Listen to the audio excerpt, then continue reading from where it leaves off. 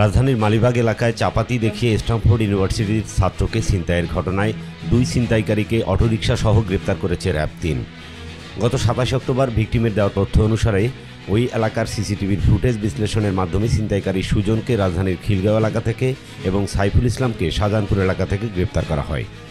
RAB জানায়, গত 24 October নূরে আলম রিফাত নামের এই বিশ্ববিদ্যালয়ের শিক্ষার্থী মালিবাগের বাসা থেকে সকাল 6:45টার দিকে বের হয়ে একটি অটোরিকশায় চড়েন।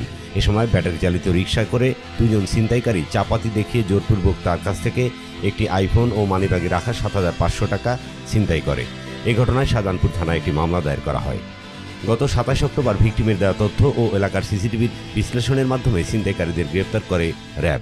গত 24 অক্টোবর 2025 সালে মালিবাগে একজন ছাত্রের ছিনতাইয়ের ঘটনা ঘটে। উক্ত ঘটনায় শাহজাহানপুর থানায় একটি মামলা দায়ের করা হয়। র্যাব 3 ছায়া তদন্ত শুরু করে এবং সিসিটিভি ফুটেজের মাধ্যমে অপরাধীদের শনাক্ত করা হয়। গতকালকে রাতে 2 জনকে গ্রেফতার করা হয় এবং তাদের প্রদত্ত তথ্যের ভিত্তিতে একটি অটোরিকশা উদ্ধার করা হয়। এ সময় একটি ব্যাটারি চালিত রিকশা ও একটি মোবাইল ফোন উদ্ধার করা হয়। গ্রেপ্তারকৃতরা পেশাদার ছিনতাইকারী, তাদের বিরুদ্ধে আইনগত ব্যবস্থা গ্রহণ করা হয়েছে।